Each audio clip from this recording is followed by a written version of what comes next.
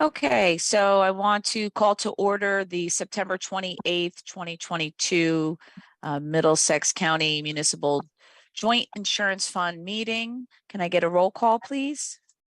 Michael Sika, Here. James Brady, Mike Caprianco, Here. Scott Olson, Jeanette Larson, Here. Paul Clark, Here. Harry Delgado, Here. Michael Drulis, Here. Joe Zenga, Here. Mayor Heck, William Kurtz, Glenn Kurtz, Leon Sokol, Here. Scott Kent, Joe Monzo, Here. Donna Setzer, Here. Jim Gotay, Here. Sean Kelly, Here. Dominic Sinelli, Here. Robin Rassiopi, Patty Fahey, Here. Dave Grubb, Joe Rubash, Bob Landolfi, Diane Sherman. John Walsh is here for representing DOBI, and Charlie Cradaville is also here. Okay, Dave Grubb is not going to attend. He told me this morning.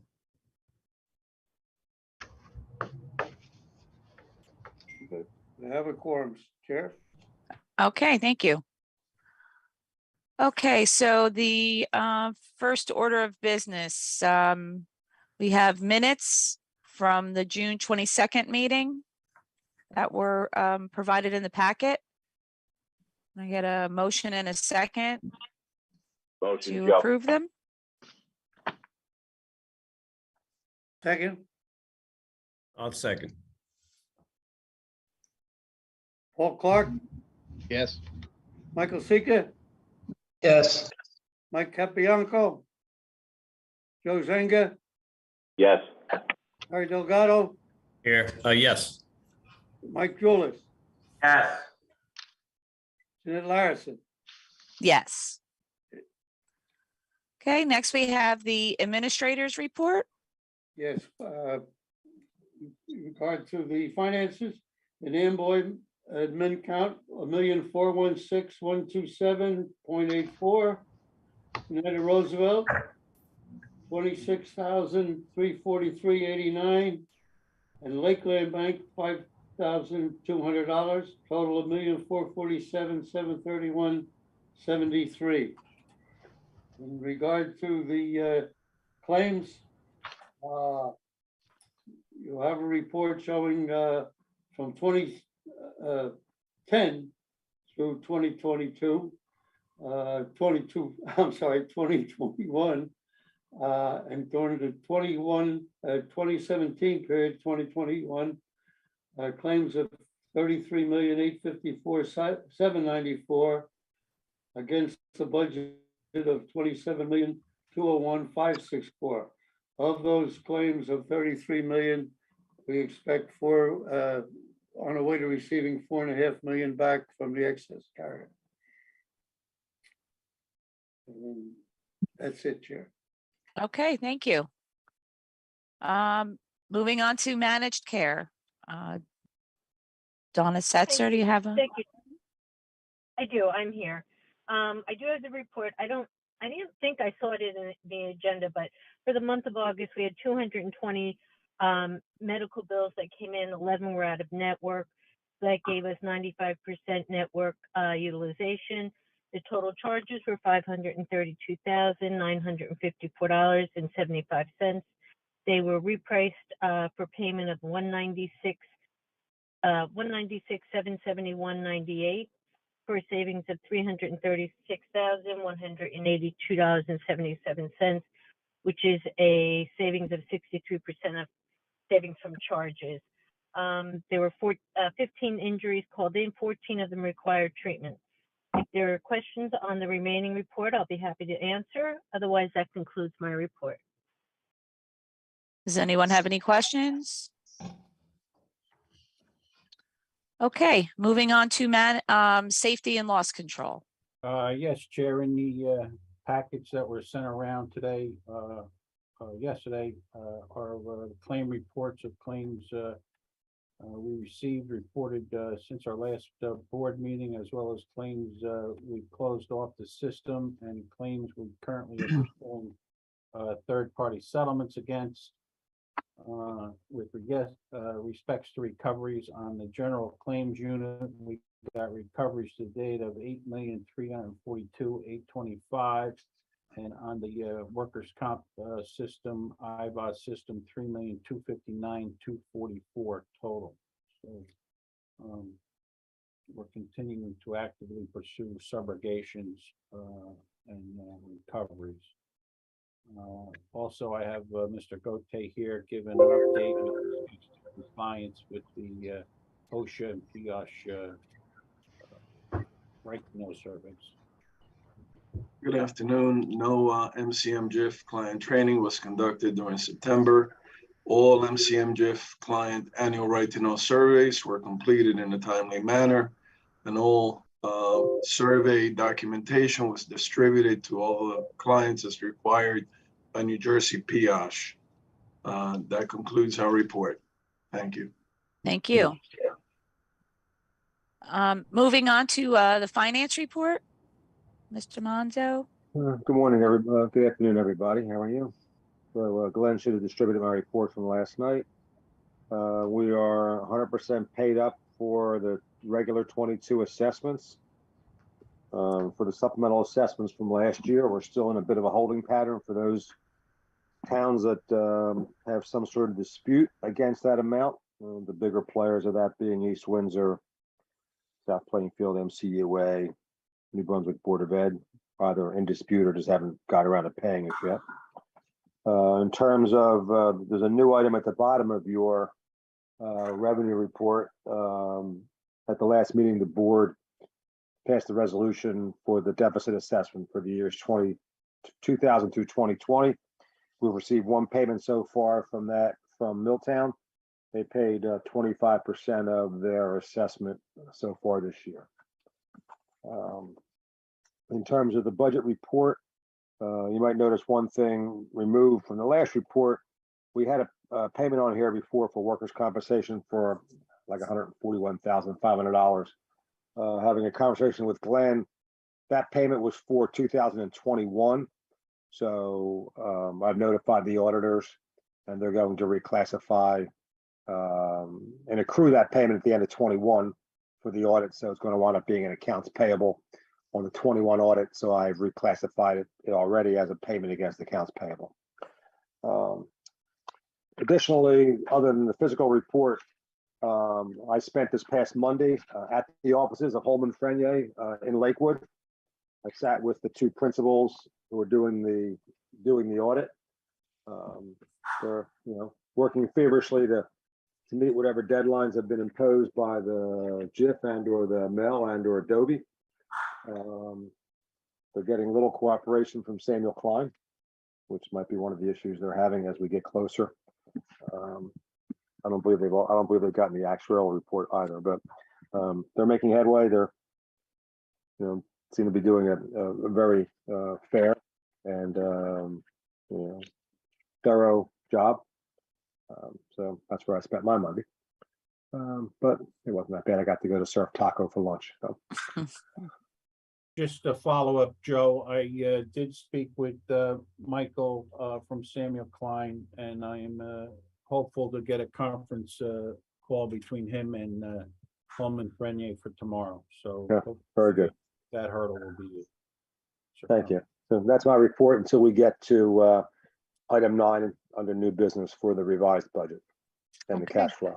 Thank you. Thank you. Moving on to old business. Yes, Chair, there were 2 resolutions we put in the packet. The first item, which is a part of necessary for going forward with the revised 2022 budget. Contract amendments for consideration for Qual Care and GRMA. Both contracts were renegotiated down with respects to the loss of membership for the 2022 year. So I'd like to get Okay. them adopted so Joe can finalize the budget. Okay, so I guess we should be doing each one independently. So, can I get a motion to adopt the resolution for the amended contract for the GRMA 2022 calendar year? I'll move it. Motion, Joe.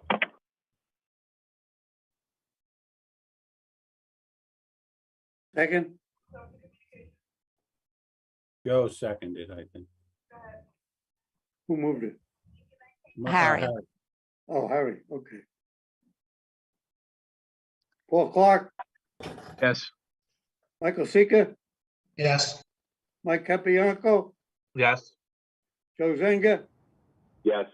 Harry Delgado, Yes. Michael Julis. Yes. Was that a yay? Yeah. Oh, okay. Jeanette Larison, Yes. thank you. Okay, next, can I get a motion to adopt the resolution amending the Qualinks contract for the calendar year 2022? So moved. Second, Joe. Paul Clark, Yes. Michael Sika, Yes. Michael Capianco, Yes. Joe Zenga, Yes. Harry Delgado, Yes. Michael Julis, Jeanette Larison. Yes.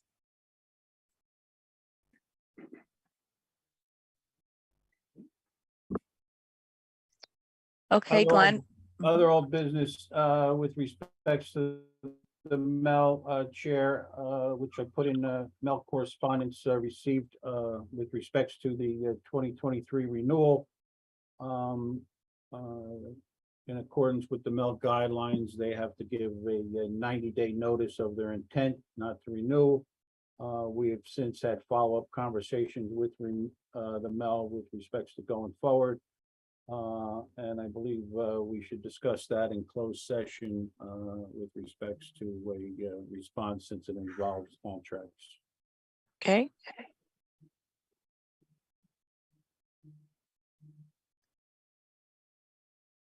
And then, Unless anybody has an objection to doing that. The other item on the supplemental assessments, as you're aware, the resolution passed. All members have been provided with their supplemental assessment. So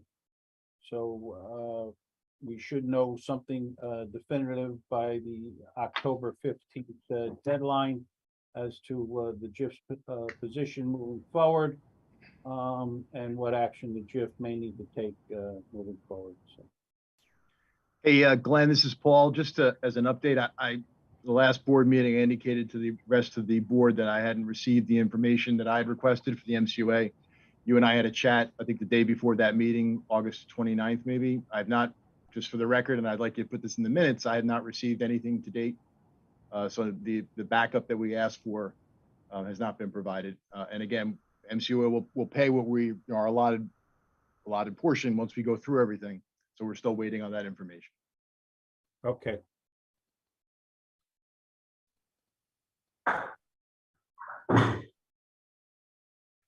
okay, any other questions on or any other old business? Moving on to new business. I'll take Yes. that. Go ahead, Joe. I'll take that, Glenn. So based on the truncated membership of the JIF, we have a different assessment, flow for the current members of, I think, $7.8 million, whatever that number is. So we thought, since we adopted a budget earlier in this year, which was greater than that, we thought it best to do a revision to the budget, just like you would at a municipal level. I sent that around after the last meeting. I have not received any comment back from anybody with respect to that. So that tells me either nobody looked at it or everybody looked at it and nobody had a problem with it. So we'd like to have the board adopt the revised budget, which agrees the revised expenses. And a lot of that has to do with what you just did in terms of revision of contracts for certain of our professionals. So that a number agrees to our revenue stream for 2022 assessments only. So I'm looking for Okay. action of the board to do that. Mhm. And then the second item is the cash flow. It's really more for the dope for Dobie, but I've sent my copy along to Glenn. And again, there's some assumptions in there which may or may not, hold true. We've taken out the assumption that we're going to get any more of the supplemental 21 billing this year because of some of the issues that people have with, asking for documentation or just not being satisfied with the bill they got. So in order to not overstate the expected revenue, we have taken those numbers out. But we've made an assumption on the deficit assessment that we're going to collect some of that money this year. We already collected, as I said before, 25% of mill towns.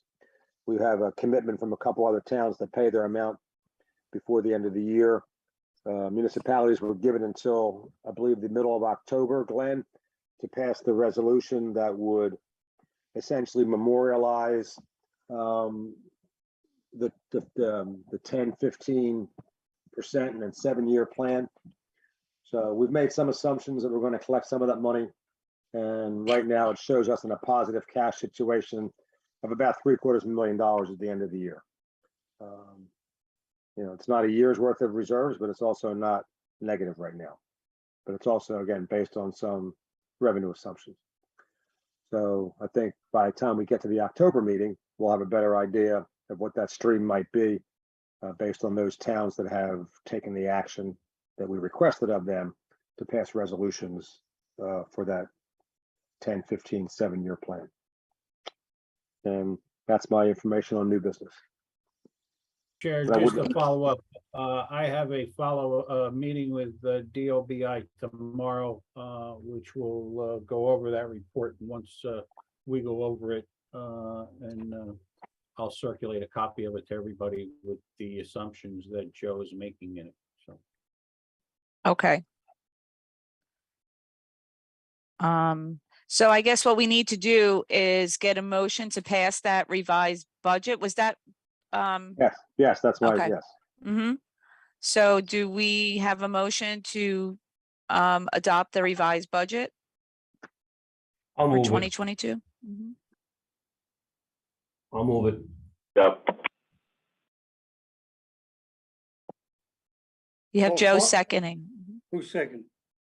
Joe, Joe Zanga. Mhm. Paul Clark, Yes.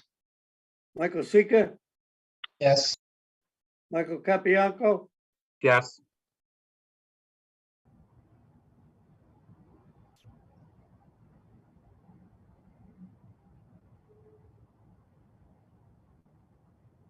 Did he freeze? Zanga, Yeah, I didn't hear Marty anything, but I'm a Delgado. yes. He's hold- Delgado, Yes, you're all broken up. Michael Mike Julius. Willis, Yeah, I'm sorry. Jeanette Larison. Yes. Maybe I gotta get closer.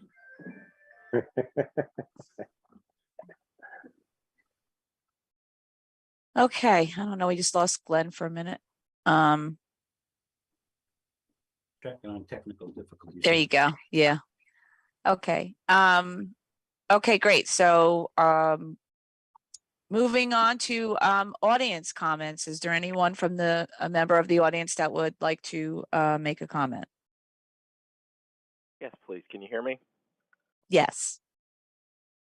Good afternoon, Commissioners. Charlie Cradaville, editor of New Brunswick Today, community newspaper, available online at newbrunswicktoday.com. Continuing to investigate and look into the situation at the JIF, and I came across something on website transparencynj.com. Wanted to draw your attention to it, make sure you're aware of it. 2,171 NJ local officials fined $100 each for failure to file financial disclosure statements. And my understanding, the local finance board has levied those $100 fines against a number of people affiliated with the JIF. And please correct me if I'm wrong, or if there's been any change since this information was published. But I see Mr. Sika, Monzo, Mr. Brandon Goldberg, Mr. Frew, Glenn Kurtz, and yeah, those are the names I see on the list of folks who were fined for failing to file financial disclosure forms under the local government ethics law.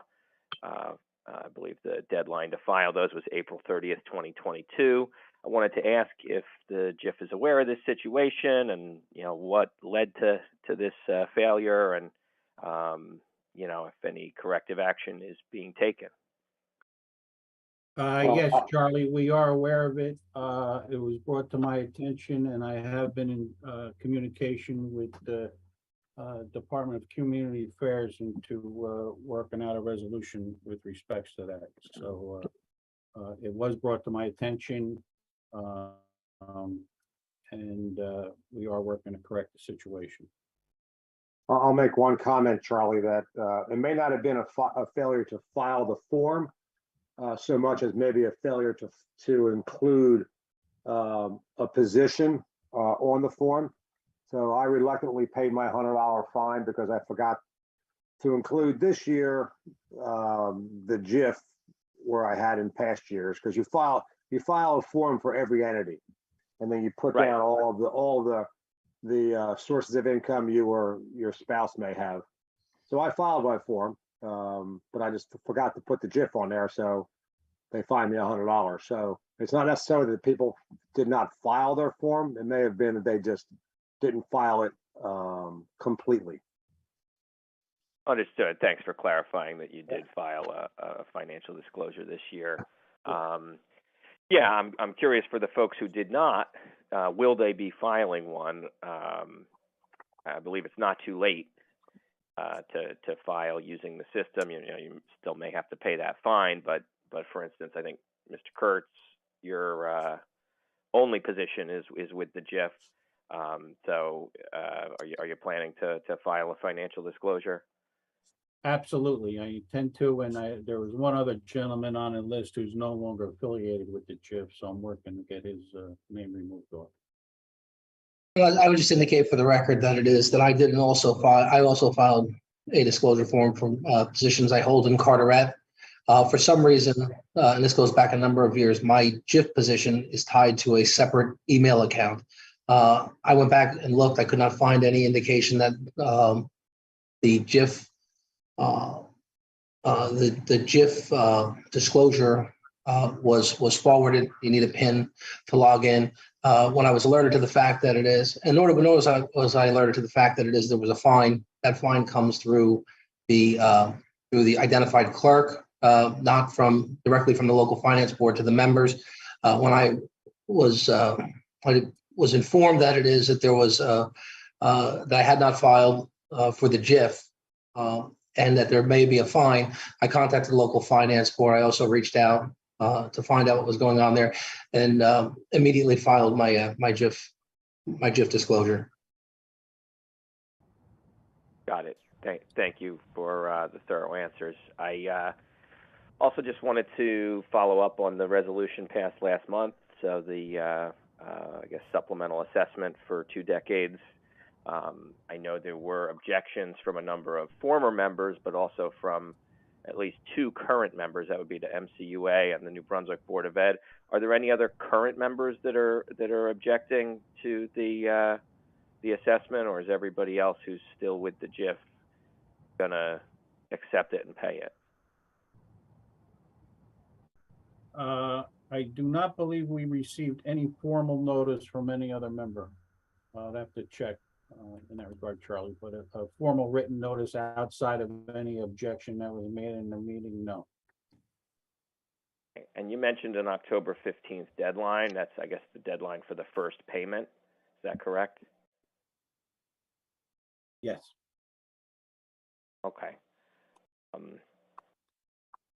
All right, well, I guess those are the only questions I have for this meeting. I thank you for the opportunity to address you and for responding.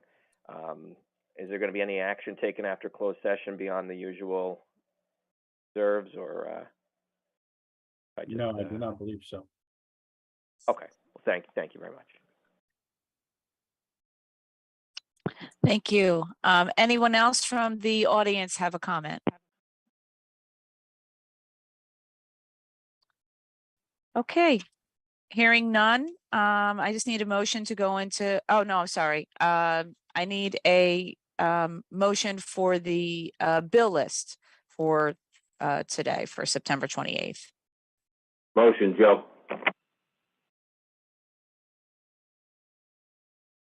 I'll second it. Who was that? Mike? Harry. Harry? Paul Clark? Yes, yes. Mike Sika? Yes. Mike Capabianco? Yes. Joe Zenga? Yes. Harry Delgado? Yes. Michael Julis? Yes. Jeanette Larison? Yes. Thank you. Chair, I forgot, prior to going into closed, one item I'd like to put in a record, if Sure. possible. We did receive a letter from Dunellen Parking Authority with regards to their intent to reserve their rights to shop for 2023. Okay. Thank you for bringing that to our attention.